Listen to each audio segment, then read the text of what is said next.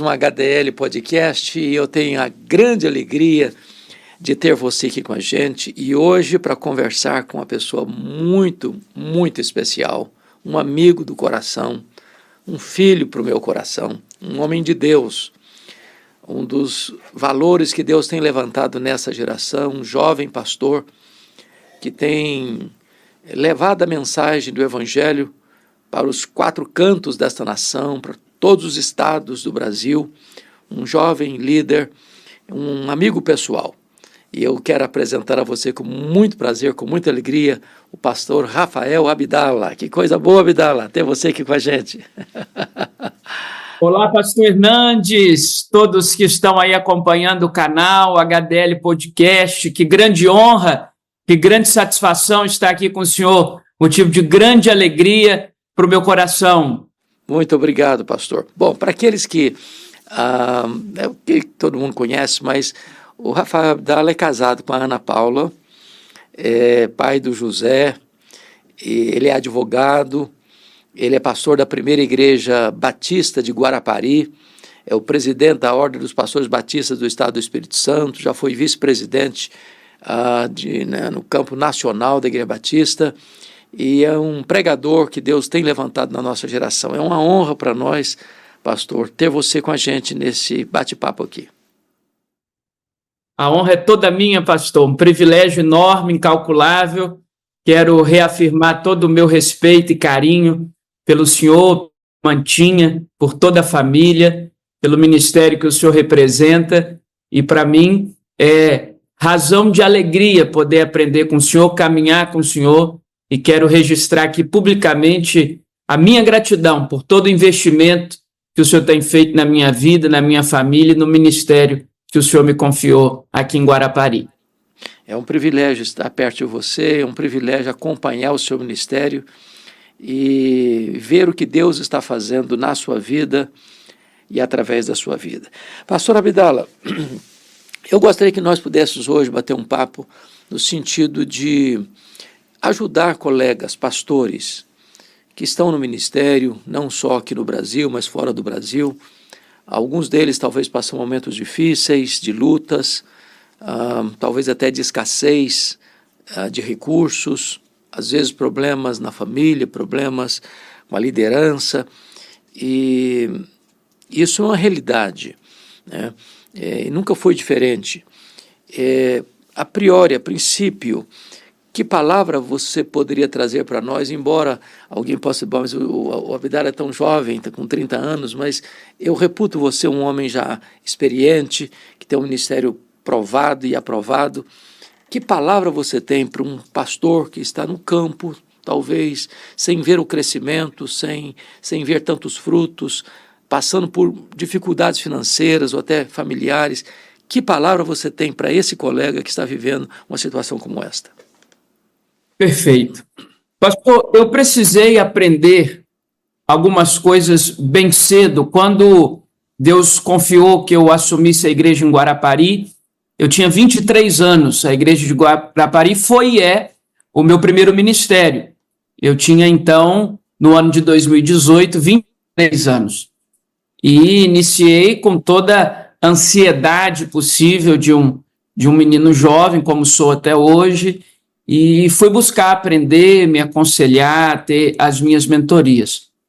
Hoje, sendo responsável aqui pelas igrejas do campo capixaba, são quase 800 igrejas espalhadas nos 78 municípios aqui do Espírito Santo, conhecendo a realidade de igrejas de 100 pessoas, de 50 pessoas, de 200, de 500, de 1.000, eu cheguei a algumas conclusões que eu gostaria, então, de compartilhar com a sua permissão. A primeira delas é que eu entendo que o pastor, ele precisa amar o local que o Senhor o plantou. Nenhum ministério vai florescer, e talvez seja importante que se ouça isso de um jovem pastor. Nenhum pastor há de florescer sem amar o local onde está ou pensar em estar em outro local. Às vezes a gente assume um ministério já com a cabeça no próximo, já com a cabeça no outro. Ou eu estou numa cidade já calculando a outra cidade que eu estarei, ou uma porta, me permita usar essa expressão, uma porta maior que poderá ser aberta.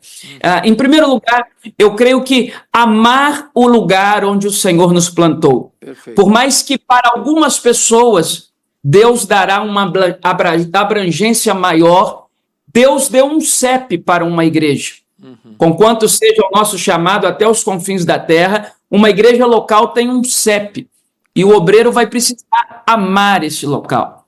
E a proporção que ele ama e se dedica, o Deus que Ageu disse é dono da prata e do ouro, há de enviar os recursos. Em segundo aspecto, nós precisamos trabalhar bastante. Exato. Jesus disse: meu pai trabalha até agora e eu trabalho também. A palavra de Deus diz: bem-aventurado é o servo que no retorno do seu Senhor ele o encontre vigiando, produzindo, trabalhando. Aquele que coloca a mão no arado e olha para trás não está apto para o reino. É necessário trabalhar sem esmorecer. A rotina do ministério não pode ser uma rotina claudicante, desidiosa. Precisa de esforço, precisa de trabalho. Em terceiro e principal aspecto, uma absoluta dependência de Deus. Exato. Quando eu inicio aqui, tal qual hoje, não sei ainda, mas não sabia de nada, e experiência zero, e é depender de Deus, porque é a graça que nos sustenta. Exato, exato. Então, são coisas importantes aqui. Amar o local onde você está, trabalhar com muito empenho e esforço e depender totalmente de Deus. Nessa questão, ainda há um outro aspecto, talvez paralelo a esse, Abdala, que você pudesse dar uma pincelada. Quando eu olho para as igrejas chamadas históricas, sobretudo, vejo que talvez em torno aí de 60% até 80% dessas comunidades, seja nos grandes centros urbanos, seja nas cidades menores ou até nas regiões rurais, estão numa fase sim, de platô, de conformismo ou de manutenção. Então entra um grupo e sai outro grupo quase do mesmo tamanho do que entrou. A porta dos fundos é tão larga quanto a porta da frente. Parece-me que essa realidade é um fato, e a pergunta é: isso deve fazer o pastor da igreja ficar inquieto, desassossegado? Ele deve questionar isso, ele deve se inconformar com isso e buscar a reversão desse quadro. E como fazer isso? Absolutamente sim, pastor. Às vezes nós colocamos em perspectiva uma pergunta que eu ouço muito, que é uma perspectiva diferente. As pessoas perguntam assim, né? O que fazer para uma igreja crescer? E talvez a pergunta realmente necessária, diz o Dr. Rick Warren, é a pergunta inversa. É o que nós estamos fazendo que a igreja não cresce? Nós temos a palavra mais poderosa do mundo, o Espírito mais poderoso do mundo, o Espírito Santo, o próprio Deus, e nós temos em nosso favor todos os recursos, sob o ponto de vista espiritual, para avançarmos. Deve nos provocar a mais absoluta inquietude a estagnação de qualquer trabalho. Agora, o primeiro ponto, e aí me permita um jogo de palavras, né? É não conformar não se conformar com ser conformado. A gente não pode se conformar com isso. Uma igreja não pode se conformar em batizar 1 a 2 pessoas ao longo de um ano inteiro. A gente tem que ir às ruas, buscar as pessoas, as multidões estão aí, estão sedentas. Agora, a segunda parte da pergunta do senhor, se me permite, eu vou tentar explanar o que a gente tem vivenciado aqui, claro, na realidade da igreja local. Primeiro aspecto é jamais negligenciar a pregação da palavra de Deus. Exato. Hoje nós temos no Brasil vários métodos, chamados métodos de crescimento de igreja. E quem sou eu para criticá-los de forma nenhuma? Pelo contrário, muitos deles funcionam, muitos deles foram criados por homens que eu respeito e reputo como homens de Deus, e funcionam, E são bíblicos e possuem valores e coordenadas bíblicas. Esse não é o meu ponto. O meu ponto é que a pregação da palavra de Deus é a força motriz do crescimento de uma igreja.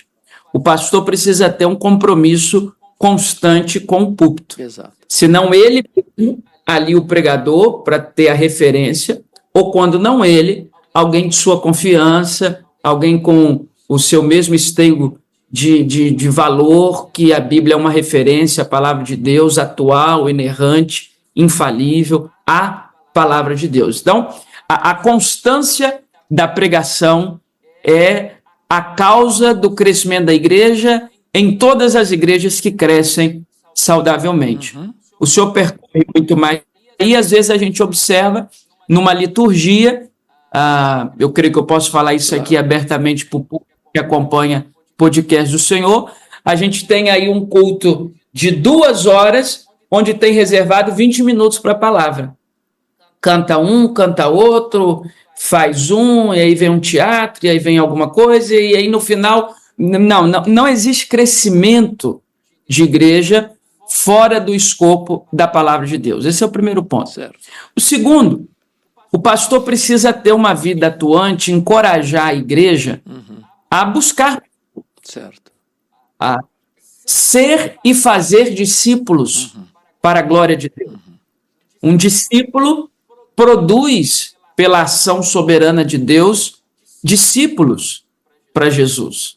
Esses dias o pastor Arival fez um comentário excelente que, para usar um termo moderno que foi cunhado, viralizou. Uma igreja que não é evangelista não pode ser considerada uma igreja. Temos que ir afora, temos que ir às feiras do município, temos que conhecer a cidade, chamar as pessoas, convidar as pessoas. Então, eu deixo esses dois pontos, essas 2 sugestões, para talvez alguém que nos ouça, que está nesse momento de estagnação. É não se conformar e valorizar o púlpito e valorizar as iniciativas de instrumentalizar o povo a ir atrás das pessoas. Você trata de um assunto aí tão relevante, que é o aspecto do pastor não se conformar, porque a postura do pastor vai refletir na vida da congregação. Tem um ditado popular muito comum que diz que quando o pastor está de pé, o povo senta. Quando o pastor senta, o povo deita. Quando o pastor deita, o povo dorme. O povo está olhando para o pastor. Então, se ele for um homem animado, como na frase aí do dia a dia, né, com faca nos dentes e sangue nos olhos, ele respira isso, ele sonha com a igreja, para o crescimento da igreja, salvação de vidas, transformação de famílias, e ele está entusiasmado. Esse entusiasmo do púlpito atinge os bancos, né? O que você acha ainda mais, Rafael, que nós poderíamos fazer, você, eu, Luz para o Caminho, Primeira Igreja Batista de Vitória, a Igreja de Pinheiros, Vitória, Primeira Igreja de Vitória e aí por diante. O que mais nós poderíamos fazer para encorajar pastores, para que eles, sendo homens encorajados, amanhã você estará aqui em Campinas, esse programa não é ao vivo, mas seguida essa conversa nossa, você estará aqui em Luz para o Caminho, numa mentoria de pastores. Estamos, de fato, com o coração ardendo com isso, para ajudar pastores. O que mais nós poderíamos fazer, na sua visão, para ajudar pastores a serem revitalizados, reanimados, reavivados? Diante desse cenário, pastor Abdala, de pastores desencorajados, igrejas acomodadas, passando anos e anos, às vezes comemorando 20 anos, 30 anos, 50 anos, 80 anos, não saindo daquele patamar de 200 membros, 250 membros. Que sugestões poderíamos oferecer como igreja, tanto instituição, Igreja Batista Nacional, como Igreja de Guarapari, como Luz para o Caminho, Igreja de Pinheiros, Vitória, ou seja, o que é que nós poderíamos fazer para ajudar, encorajar, abrir novas clareiras, janelas que entrem luz, para que esse cenário seja mudado? Que sugestões o senhor tem para oferecer? Perfeito. A primeira sugestão, eu quero, então, fazer uso de um verbo que o senhor usou na pergunta, o verbo encorajar. Acho que o nosso primeiro papel é encorajar os nossos irmãos a encontrarem esse caminho de um crescimento saudável e de uma liderança eficaz. A pergunta é, como encorajar? Hoje nós temos um expediente, daqui a pouco a gente entra nessa questão das mentorias, dos cursos, de abrir também os nossos ecossistemas, as nossas igrejas, para que as pessoas venham, observem como é feito. Mas um primeiro aspecto tem algo que, inclusive, o senhor é precursor, que precisa ser usado e precisamos aprimorar nisso, que são as redes sociais. Uhum. É claro que Deus sonda o coração de cada um e nós precisamos encarar as redes sociais como um instrumento de evangelismo evidente, claro, mas como um instrumento de encorajamento das pessoas. Uhum. Vou dar um exemplo simples e lógico que o meu alcance é muito menor, mas eu tive ontem aqui na igreja um currículo de formação que nós chamamos de Escola de Discípulos, uhum, que funciona às segundas-feiras. Nós formamos aqui um currículo para formar líderes, para formar discípulos que avancem um pouco mais na estrutura da nossa igreja. E aí eu fiz 2 publicações, uma que mostra o currículo desse expediente da nossa igreja. E a outra publicação, uma foto do final da aula. Nós tivemos cerca de 190 alunos na classe de ontem, uma classe simples aqui da igreja. Enfim, depois dessas 2 publicações, uma série de mensagens pedindo material, perguntando como é e querendo saber como faz. Uhum. Então, as redes sociais são esse mecanismo de encorajamento. Exato. E aí é lógico, nós vamos disponibilizar todo o material, tudo aquilo, é tudo a serviço do reino de Deus. Então, o primeiro aspecto, o que nós podemos fazer? É dar aquilo que nós recebemos e que tem funcionado, uhum, distribuir, fazer e dar. Então, em primeiro aspecto é isso, é encorajar as pessoas. Tem muita gente boa fazendo coisas lindas, mas que não dá visibilidade, uhum, que não mostra que está fazendo. Uhum. E eu sei que existe uma linha tênue na cabeça de alguns, mas eu não gosto de exibir, etc. Não, mas, volto a dizer, Deus sonda o coração de cada pessoa. Não é questão de exibir ou de querer mostrar-se, é uma questão de que as coisas boas que são feitas em nome do reino de Deus pode encorajar outros irmãos. Outras pessoas. Então, esse é um primeiro ponto que eu levanto aqui diante da pergunta do senhor. O segundo ponto que eu levanto é que igrejas que têm avançado precisam abrir as suas portas e investir na vida de obreiros que queiram aprender ou aprimorarem-se. A Igreja Presbiteriana de Pinheiros é um exemplo para o Brasil nesse sentido. As conferências que o pastor Arivaldo, o senhor promove, eu tenho a honra de pregar em algumas delas, chamando o povo a esse encorajamento. Exato. Então a pessoa vai e avança. Eu lembro de uma história, se o senhor me permite. A primeira vez que eu preguei numa igreja, digamos assim, de um grande auditório, foi na cidade de São Paulo, e depois de pregar, o pastor me levou para rodar a igreja toda. Uma igreja imensa, imensa, um auditório, não sei, talvez para 3, 4 mil pessoas e tal. Pastor, um homem muito querido, e depois de mostrar toda a estrutura da igreja, eu fiquei encantado. Ele me fez uma pergunta, ele me chamou num canto e falou: pastor Abdala, posso fazer uma pergunta teológica para você? Eu falei: pode, pastor. Pois não. Ele falou: Deus faz acepção de pessoas? Eu disse: não, Deus não faz acepção de pessoas. A Bíblia diz que não. Ele diz: então o que ele fez por mim, ele pode fazer por você. Tudo que foi feito aqui, Deus pode fazer na sua igreja. E eu estou aqui para te servir, para te ajudar. Aquilo foi como um bálsamo para mim. Um jovem pastor, isso tem uns 5 anos, talvez. Então, assim, um jovem pastor que teve a oportunidade de pregar para um grande auditório, que é a mesma honra de pregar para 1 ou 2 pessoas, a honra é a mesma. Exato. Mas estou citando como dentro desse contexto? Um bálsamo para mim. Saber que o que Deus fez por um pode fazer por outro.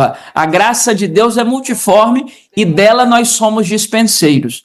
Então, sim, LPC, Presbiteriana de Pinheiros, convenções históricas podem traçar esses ambientes, esse modo de operação. Aliás, se o senhor me permite, falando como alguém de uma denominação histórica, as nossas reuniões precisam ser menos deliberativas da estrutura interna e mais inspirativas e encorajadoras e de dar instrumentos para o nosso povo avançar. É por isso que eu tenho, e não só eu, pessoas do nosso segmento, por isso que nós temos lutado.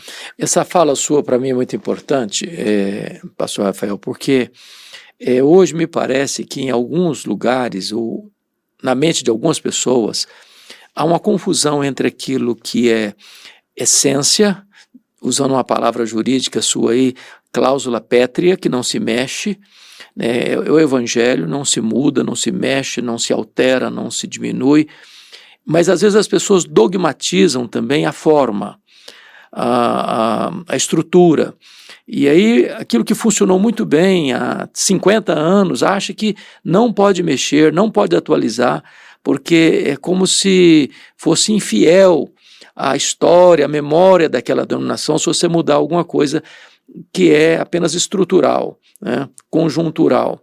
E qual a sua visão e o que você tem a dizer, já que você teve a oportunidade de exercer essa função de vice-presidente no Brasil todo e agora, mais uma vez, é o presidente da Ordem dos Pastores Batistas, tendo a sua responsabilidade em mais de 700 igrejas. Como poder trabalhar bem isso na cabeça? Porque às vezes a estrutura precisa ser atualizada.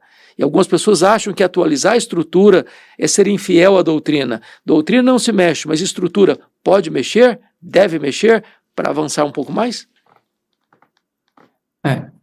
Discutir a obra é diferente de fazer a obra. A Bíblia diz que os filhos de Isacar eram conhecedores das ciências dos tempos, 200 líderes que diziam o que o povo deveria fazer. Saber fazer uma leitura do próprio tempo e uma leitura do cenário é algo de absoluta importância.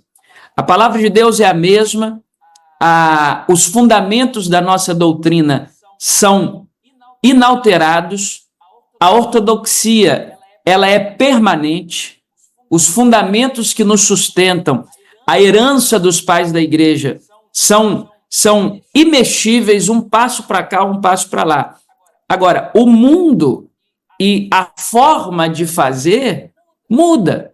Eu vou dar um exemplo para o senhor que talvez seja uma mudança que esteja acontecendo agora, ao vivo, enquanto a gente conversa. A estrutura de reprodução das igrejas históricas sempre foi, ao longo do último século, aliás, nós chegamos até aqui por isso, a estrutura de igreja que abre uma congregação, e essa congregação, quando se torna autogerível, autossustentável, autoproclamável, ela então se emancipa para uma igreja local. Nós chegamos aqui por isso.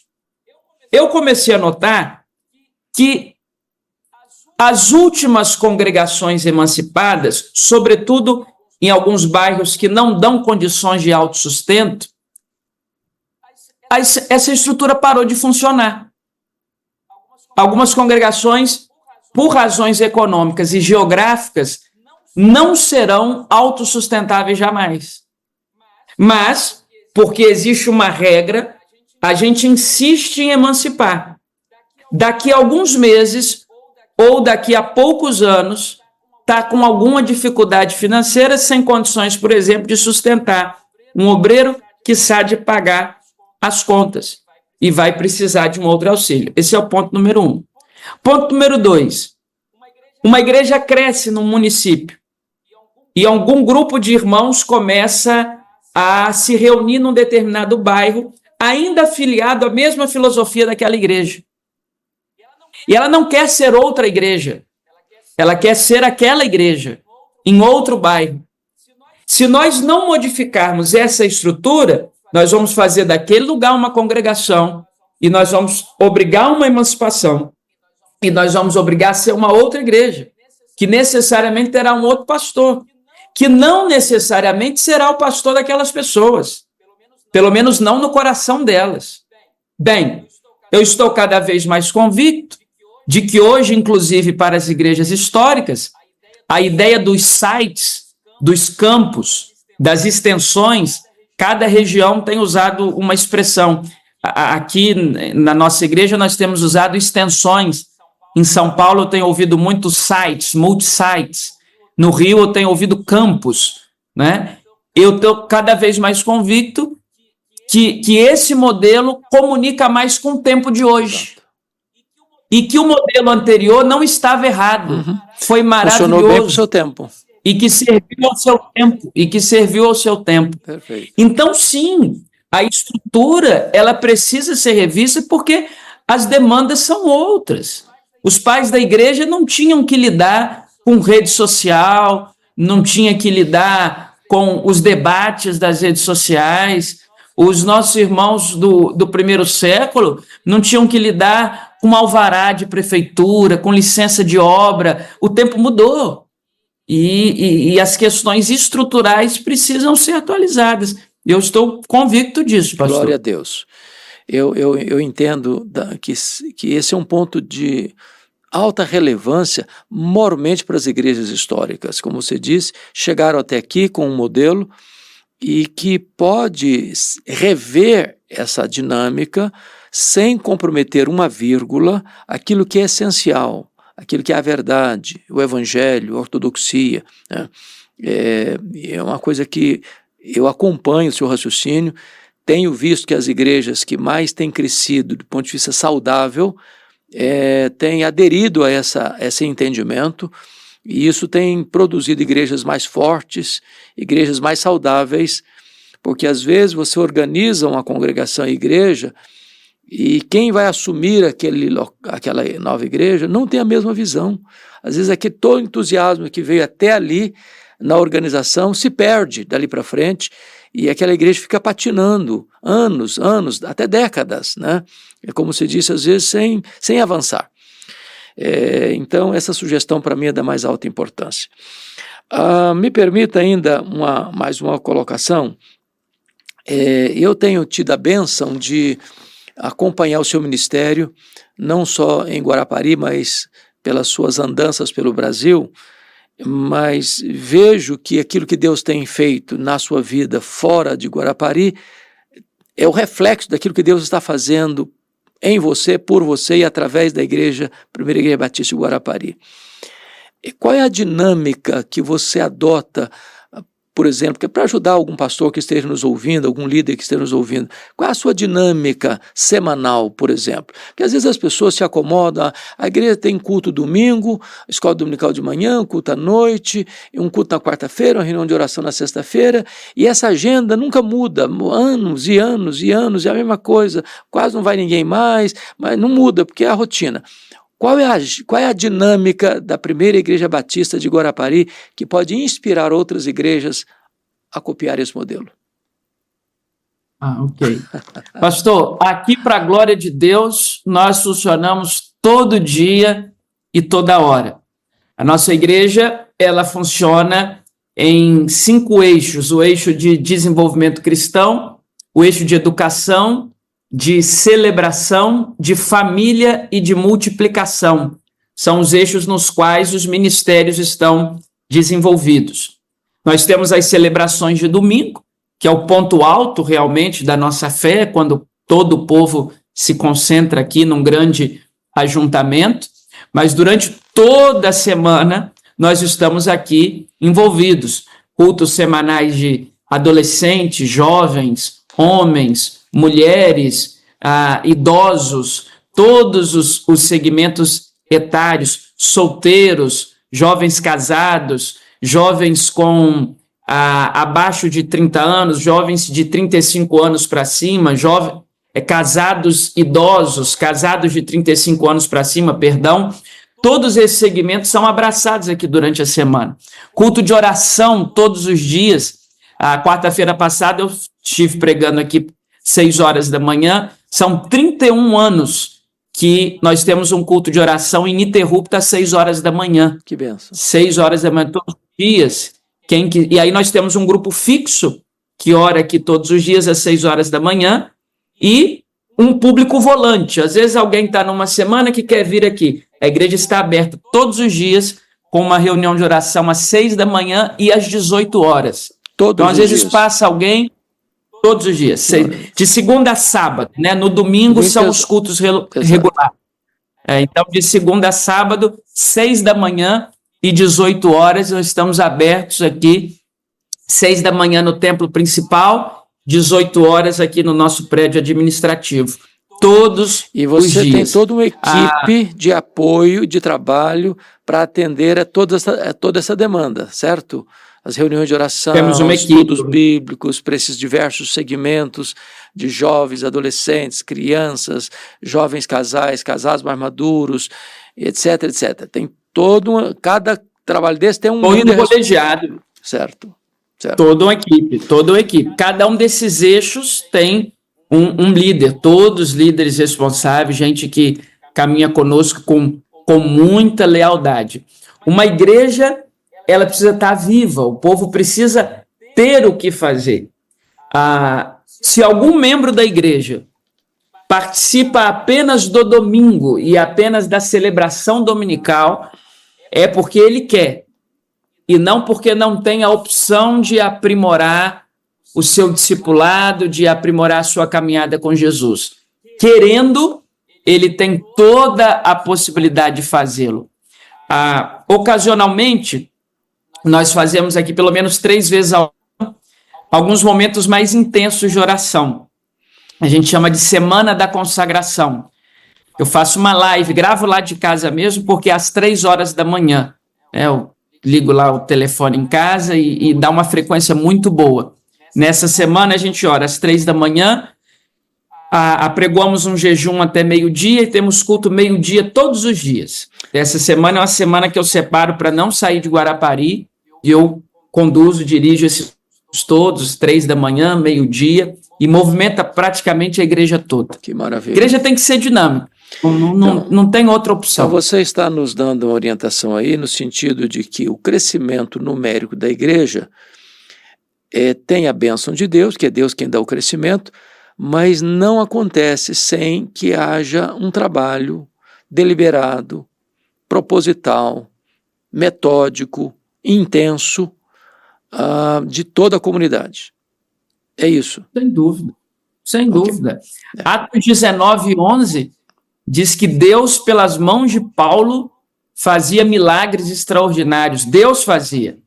Ele é o agente causador, é dele que vem, ele é o soberano, mas ele usa as nossas mãos. Exato. Então Deus faz, mas usa as mãos do povo. Exato. Então cabe aos obreiros dizer: aqui estão as minhas mãos, Senhor, use-as para o louvor da tua glória. Uma coisa que você mencionou também, que eu acho que é importante quem está nos ouvindo, é que o líder, você como pastor titular da igreja, o efetivo da igreja, é a capacidade de delegar, e você não concentrar todo esse trabalho nas suas mãos, como estava fazendo Moisés lá no deserto. E o sogro dele falou: meu filho, assim não dá, você tem que distribuir tarefas.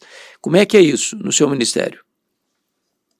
É impossível, né, pastor? Alguém já disse que ninguém faz nada grande sozinho. Se estiver sozinho, jamais será grande a obra feita. O Moody diz que é melhor você ter 10 homens trabalhando que você fazer o trabalho de 10 homens. Então é isso que você está falando. Perfeitamente. Porque, primeiro, a limitação física, a limitação racional, a limitação odierna, não dá, ponto. Né? Exato. E segundo, porque a não é nossa. A igreja é uma construção coletiva. A nossa fé é uma fé comunitária. O Pai é nosso, o pão é nosso, o perdão é nosso. A fé cristã é uma fé comunitária. Exato. Nós somos o povo da comunidade. Exato. E, nesse sentido, não tem como liderar sozinho. Eu creio numa liderança colegiada.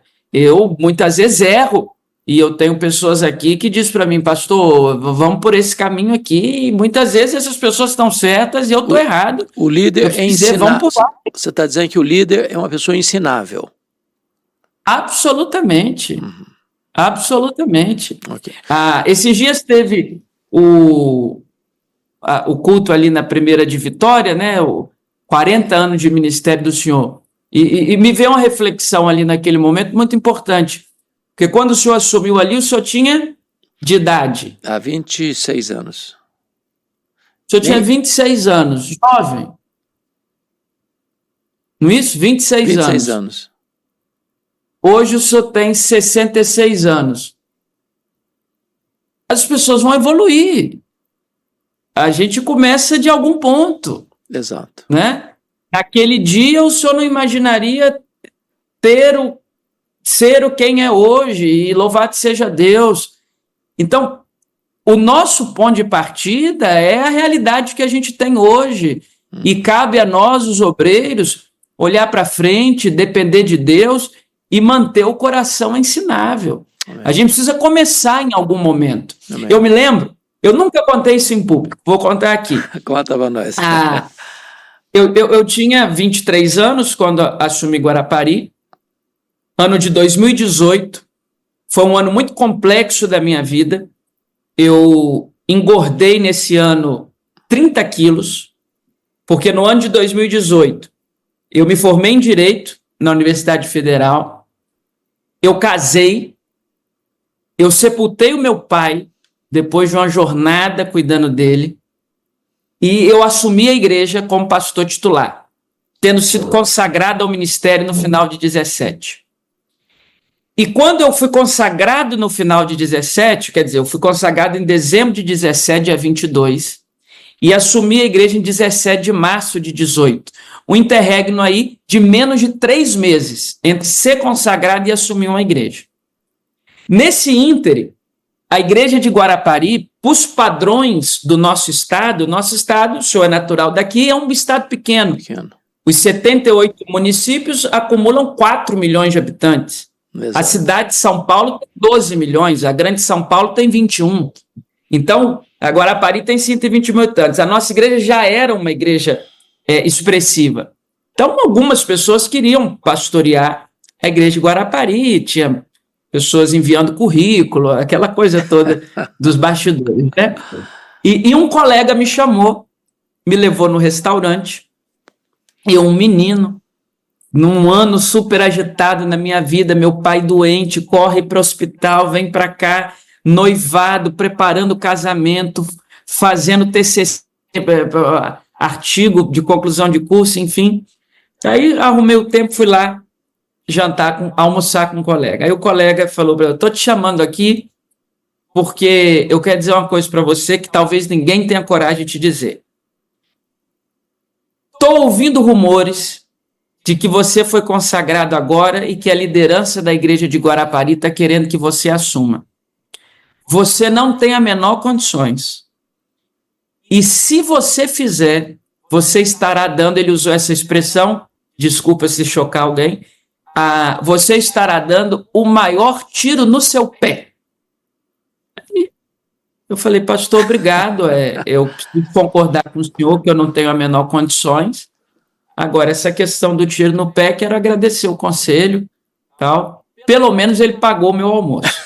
E foi. Daí a pouco eu entendi de Deus me deu um sinal claro que eu poderia assumir. O meu pastor, que me batizou, que tem uma influência muito importante na minha vida, assumiu a primeira igreja batista de Vitória e me convidou para ser auxiliar dele. Então, eu tinha essa porta aberta também, uma excelente porta, por sinal, né? Ser auxiliar numa igreja histórica com um homem que eu confio, mas Deus me sinalizou de forma clara que eu deveria ficar em Guarapari, a despeito do tiro no pé ou não, e lá se vão 7 anos agora, em março, e louvado seja Deus, temos bons resultados para celebrar. Aleluia, glória a Deus.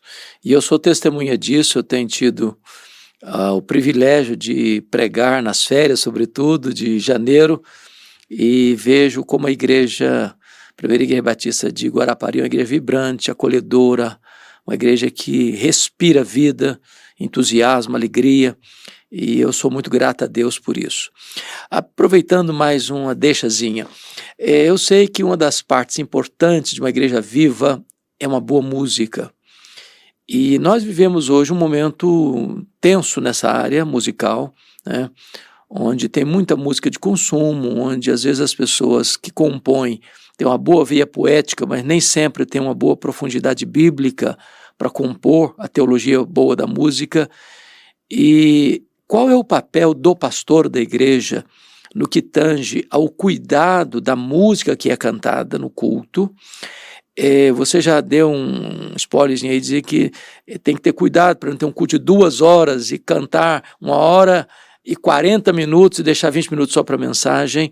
Como é que é o zelo, como o pastor deve ter zelo por esta área da música, como ele deve acompanhar essa área da música e qual a importância da música no culto público para a edificação da igreja? Pastor, de forma alguma nós podemos negligenciar a importância da adoração e aí especificamente no que tange ao louvor, à música, no culto público.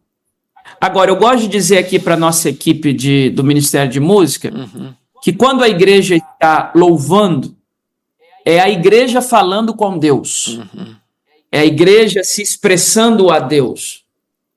Quando há a pregação, é Deus falando com a igreja, é Deus se expressando à igreja. A centralidade de um culto, sob meu ponto de vista, e essa é a visão que eu subscrevo, é o expediente da pregação. Portanto, eu não vejo sentido na tradição da fé cristã um culto que tenha horas de canto e minutos de palavra. A primeira trincheira que o pastor deve observar é a proporcionalidade dos expedientes na liturgia. Perfeito. Esse é o primeiro momento. Esse é o primeiro momento. Eu me recordo, assim que eu comecei a sair um pouco para pregar aqui ou ali, de um culto que começou às 7 e me entregaram a palavra 9h45. Meu Deus. 9h45. De um culto que começou às 7. Cantando, um coral, aí um coral convidado, e um outro coral, assim, eu não sou ninguém, não. Eu não acho que é um desrespeito comigo, não. Eu acho que é um desrespeito com a palavra, com a pregação, com o recado que Deus tem para a igreja através da palavra dele. Ponto. Então, essa é a primeira observação. Perfeito. Que eu encorajo os colegas a terem, a proporcionalidade litúrgica, vamos chamar assim. No segundo aspecto, precisa de alguma forma passar pela mesa do pastor, ou que ele tenha um alinhamento e uma confiança muito grande com o responsável dessa pasta, seja um ministro, seja um líder, seja um leigo de confiança, quem for a cada realidade que abrace o seu contexto, mas tem que passar pela mesa dele o conteúdo daquilo que é cantado. A letra da música. A letra diz muito sobre a saúde da igreja. A letra diz muito. E o que se observa na letra? Primeiro, a biblicidade. Segundo, Deus é o destinatário daquela letra. Nós temos muitas letras hoje, e aí eu não quero entrar no mérito, né, desse aspecto. Você pode ouvir no seu carro, para o seu deleite, tem muita poesia bonita, né?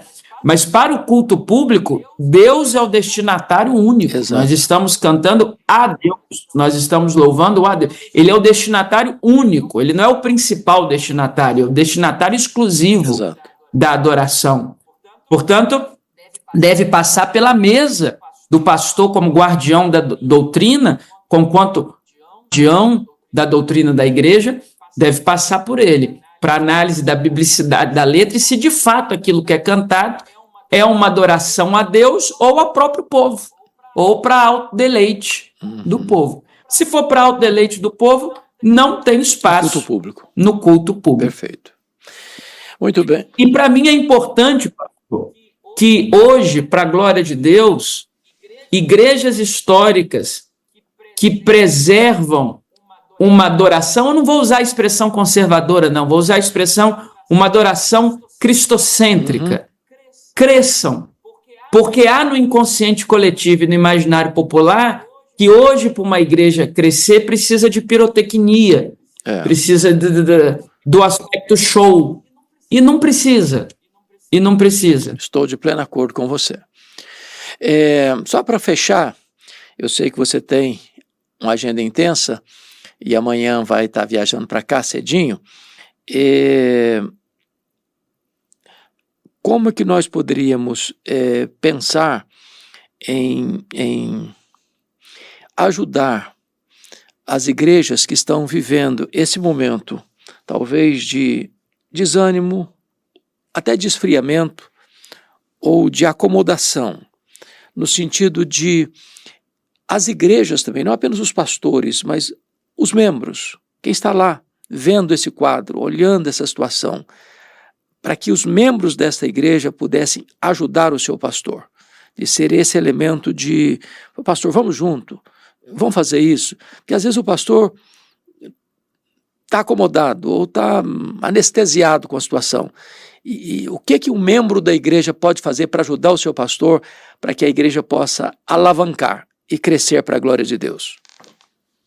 Bem, como o senhor tem, louvado seja Deus, um grande alcance, eu sei que esse podcast vai chegar a muitas ovelhas, a muitos membros.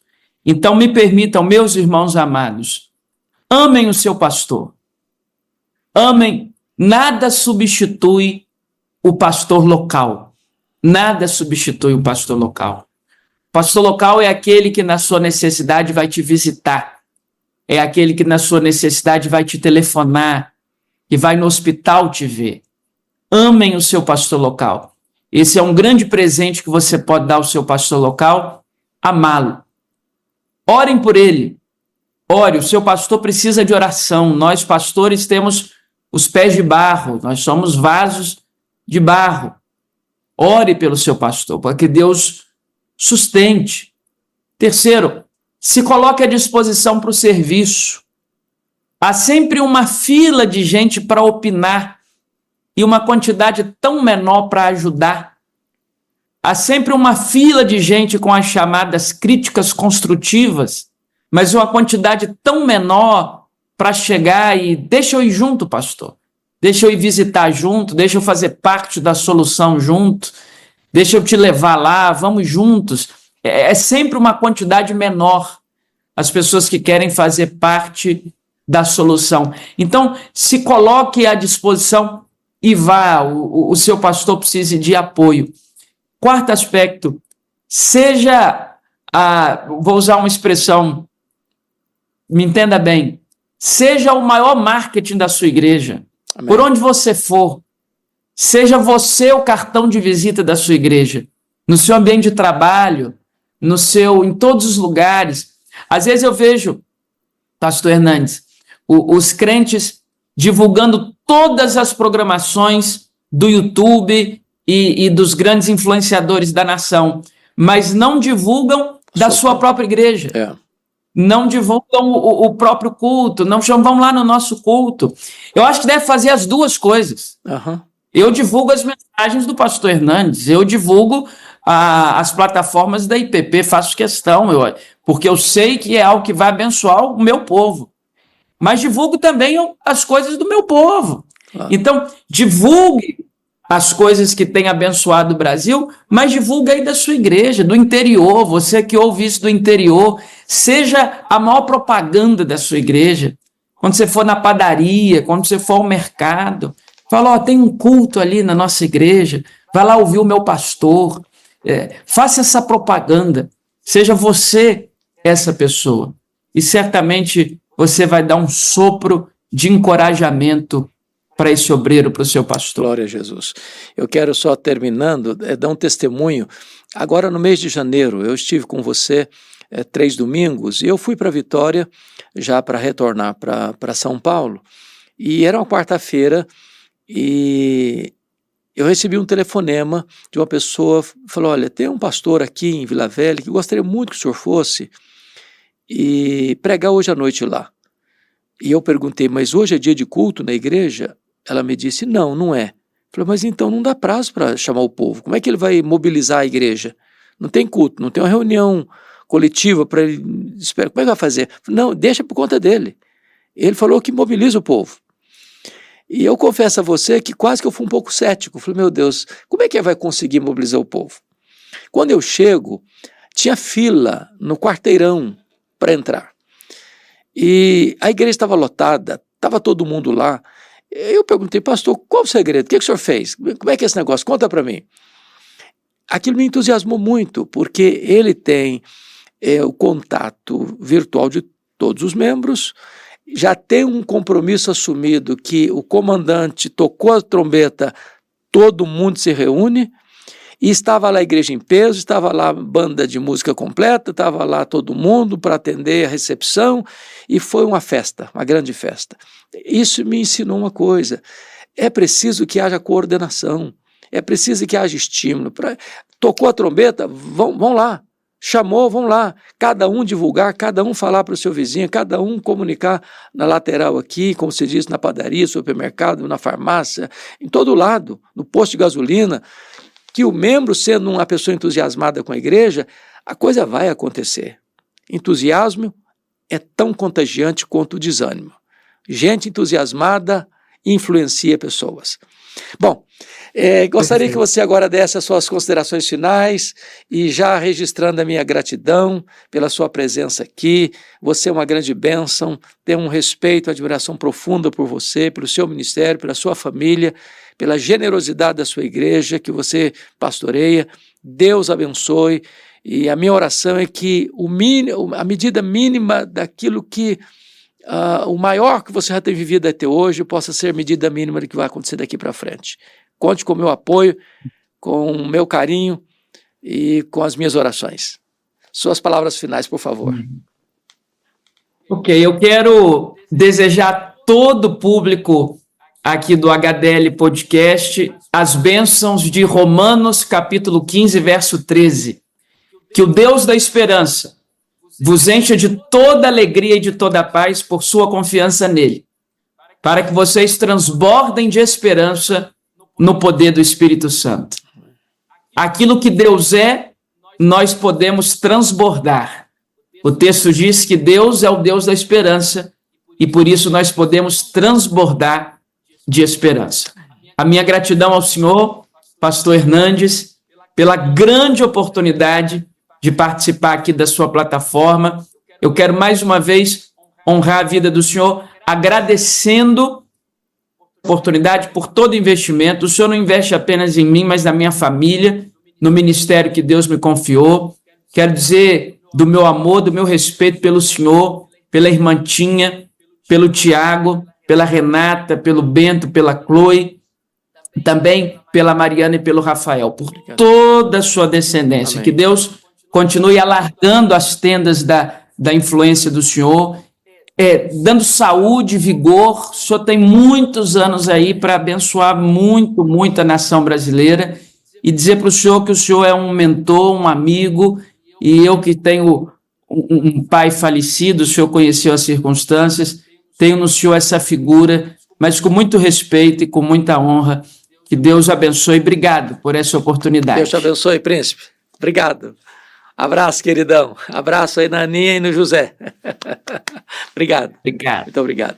Muito bem, gente. Nós estamos encerrando mais um HDL Podcast. Deus abençoe sua vida. Meu carinho, meu abraço a todos vocês. Fiquem com Deus.